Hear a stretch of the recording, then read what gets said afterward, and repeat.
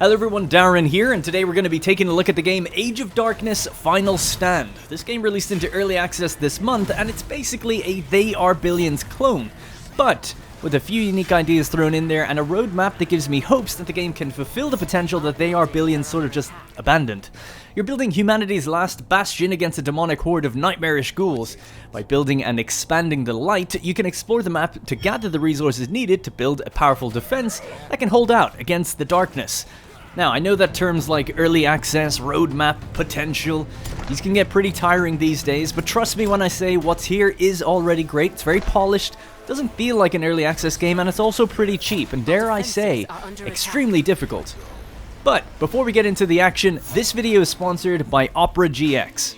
I've been using Opera GX for over a year now. It's fast, it's customizable, and it comes with a bunch of unique built-in features that I use every day. For one, it allows you to tweak your PC's performance with the built-in GX control. Here, you can decide how much of your CPU, RAM, and network that Opera GX uses to make sure your games are getting the most. If you're one of those tab freaks and you like to have hundreds of tabs open, you can identify which ones are the most taxing and shut them down easily. This is the #1 reason I made the switch, because Google Chrome was destroying my frame rate in certain games, even when I just had one tab open. Opera GX also has built-in Twitch and Discord integration. Just link your accounts and you can have quick access to those areas and never miss it when your favorite streamer goes live. This also works with other sites like Facebook Messenger, Twitter, and WhatsApp, and even music services like Spotify, Apple Music, and YouTube Music.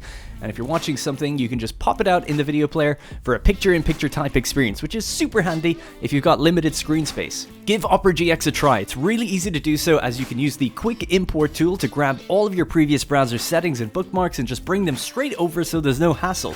Opera GX is also available on mobile, so you can keep everything together. Make sure to click the link in the description and the top comment of the video so that Opera know I'm the one who sent you. Thank you again to Opera. Right, so Age of Darkness is a wave-based horde survival game in a really similar vein to They Are Billions. You're playing on a procedurally generated isometric map with your keep in the center. Your keep is the last bastion of humanity, and should it fall, that's GG. Now, as you venture further out from your keep in all directions, will be more and more powerful enemies called nightmares, and the nightmares will spawn in the darkness, so you can use lights to illuminate the area and keep it safe. Now, during the day, the nightmares are pretty passive, but during the night, they'll be much more difficult to kill, and they'll also launch periodic smaller attacks on you. Every few days, as denoted by the colored gems in the top right of the screen, a death knight will occur. Now, this happens because one of these dark crystals on the map becomes unstable, spawning in thousands of nightmares where they'll proceed to charge at your base and attempt to overwhelm your defenses, and this gets stronger each time it happens. During the wave, a shroud of darkness pushes up against all the territory that isn't lit by fire sconces, which are basically like a sort of brazier. If you venture into this shroud, your units will be slowed down and they'll take damage from an effect called horror. Now, some enemies can also hurl an area of effect missile at you that causes horror to groups of units, and you'll need to fall back to nearby fire sconce or to the keep to remove the effect. If the wave is beaten, you can choose randomly drawn perk from a selection to keep as a bonus for the rest of the game. Now, for instance, I got a bonus that made it so horror would actually heal my units when it happened. Now, they're still slower and weaker, but at least they had a higher chance of surviving when it initially affected them. Another thing you can do after a wave is beaten is venture out and grab the remnants of the dark crystal which exploded, and that leaves something behind called Dark Essence as a special currency that you can use for high tier upgrades. You can also earn this at nighttime if you end up fighting Nightmare Elites, which are kind of like mini bosses that spawn near these ritual stones. So let's talk about the economy and building, as that's kind of what you're going to be doing about 70% of the time. Your economy is made up of 5 resources that you can stockpile: gold, wood, stone, iron, and dark essence. And you also have food, which isn't stored, but instead it's kind of used to allow the building of houses, which in turn then gives you the population that allows you to work resource buildings and field military units. The game is based on an economy of scale, where fulfilling one category allows you to get more of another category, and it sort of just loops. But the real constraint is space. In order to sustain more people, you need more farms and houses, and they need a lot of space. So you need to light the darkness and expand outward, which means killing more and more enemies the further out you go. There's also some reward for exploration, where you can come across those nightmare elites I mentioned, but you can also find capture zones that give either bulk resources or a few military units. Once you've gotten enough resources stockpiled, you can then upgrade your keep to allow you to progress through technologies you can research in a workshop. Now these will then allow you to start building a little bit taller, improving the output of your farms, your houses, and other buildings such as quarries. Now quarries are kind of interesting because the further you venture out, the bigger and more rare the deposits get, giving you another benefit for exploring and clearing the map. You can also build stockpile buildings to increase your resource cap, allowing you to research and build higher tier items. The stockpile also has an added benefit that's kind of tucked away. When it's built next to a production building like a quarry, it can actually buff their output significantly, sometimes even doubling the production rate. Lastly, we have our hero, Edwin. Every game has a hero these days, I guess. In early access, there's just one hero available, but the roadmap for the game details more heroes coming later down the line, and units. Right now, Edwin is your only hero, and he's a melee-based fighter with 5 levels to progress through as he builds up his XP. And the first ability will grant you a bonus to Emboldened Units. The second allows him to light his sword on fire to deal extra damage, and the third gives him a sort of directional area of effect attack. Now what are Emboldened Units? And they're basically just units that have reached full XP, and so they become veterans. They kind of glow gold to showcase that. So that's basically the game. Now I wanted to just first outline everything you can do before now talking about how it plays and what I like or dislike about it. For one, there is no getting over the fact that this is a blatant copy of They Are Billions formula, and normally I'd be sort of abrasive to that kind of thing, but They Are Billions released in early access in 2017 and its campaign in 2019. Now since then, they've had one update in 2020 expanding mod tools for the game, which is great, but there's no word if they're working on a sequel on their site, and they've posted one tweet this entire year and only 3 last year. So in some ways, I think the formula is kind of fair game for someone else to come in and try their hand at it, especially with the backing of a publisher and a roadmap that suggests much more content and multiplayer, which is coming later down the line that They Are Billions never actually got. So at the moment, they're very similar, but it seems like in the future they're going to try and diverge a bit. They also say they're doing a story campaign, but I really don't think they should do this unless they make it like a sandbox of some sort, giving your defenses greater meaning on an overarching campaign.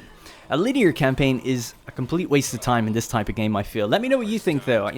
I think the only reason they do these things is because they want to justify a release on console.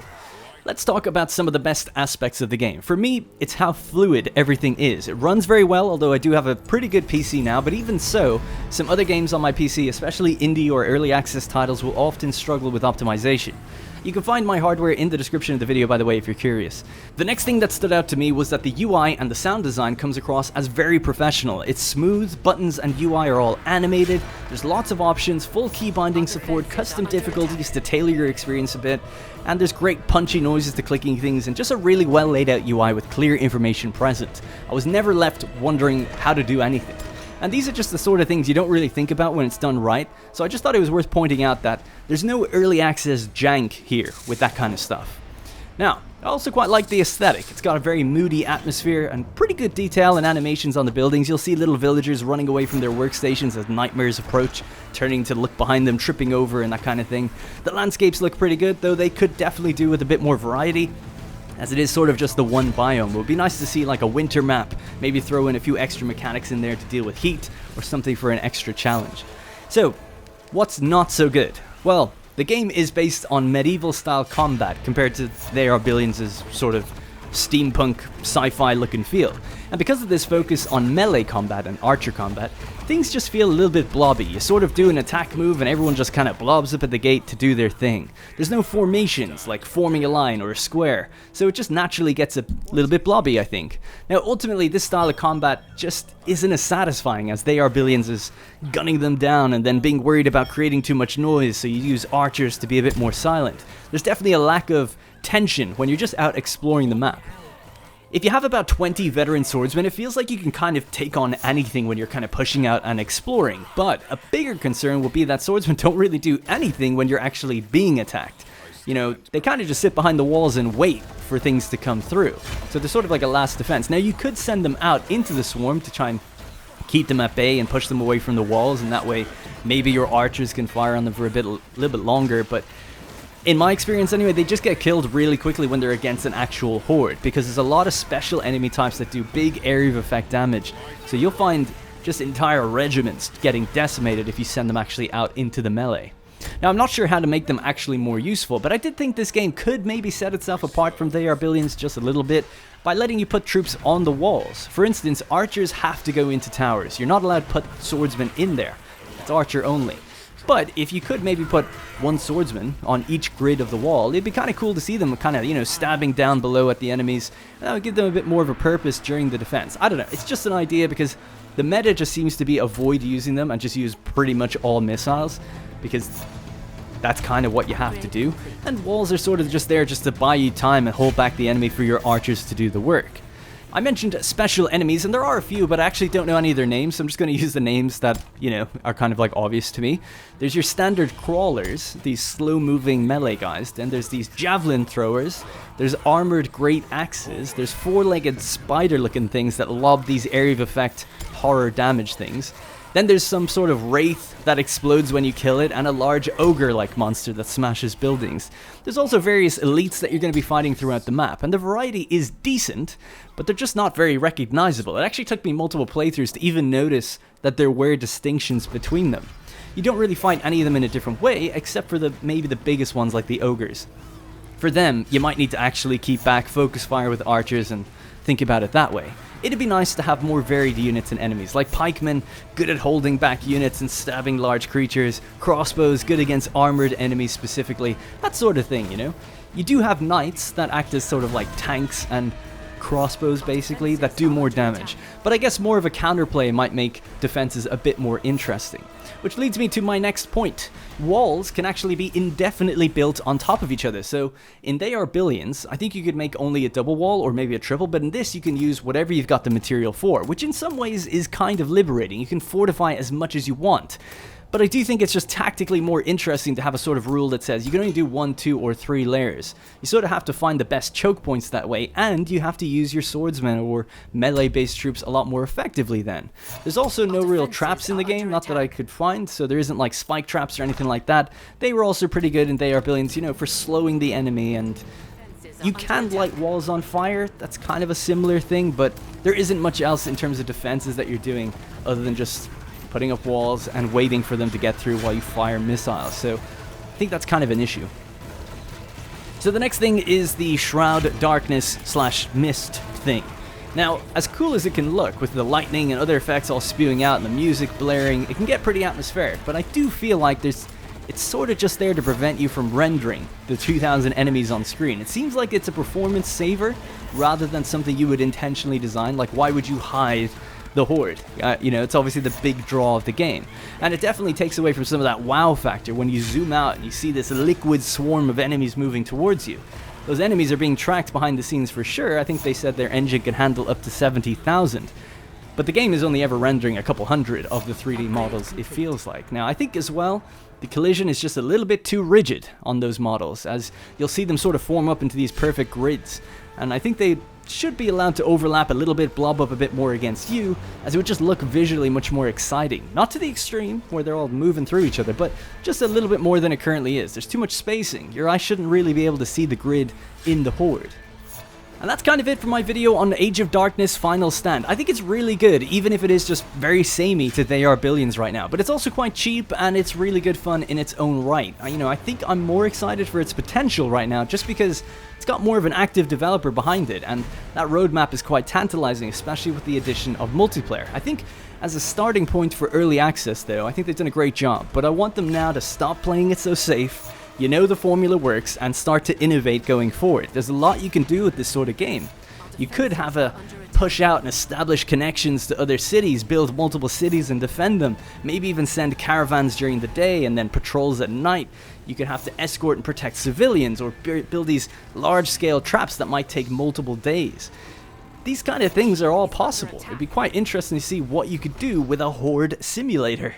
This is also a more spiritual game, you know, it's all kind of fantasy and stuff, so maybe some sort of religion system with offerings or temples that can grant buffs to certain parts of your city. I don't know, there's just lots you could do. Anyways guys, that's it for the video. Let me know what you think of the game if you've picked it up already, and if you think there's enough there to separate it from They Are Billions, or if you're going to be waiting for updates. As always, thank you very much for watching. Consider joining my Discord at discord.gg/ROP. where we've got a bit of a community going on. I want to try and focus and nurture it and grow it a bit more, and I'm obviously in there chatting all the time as well, so you can come say hi. Now make sure to check out the Opera GX link in the video. It would really help me a lot, and subscribe if you want to see more games like this on the channel. Thank you again for watching, and I'll see you in the next one.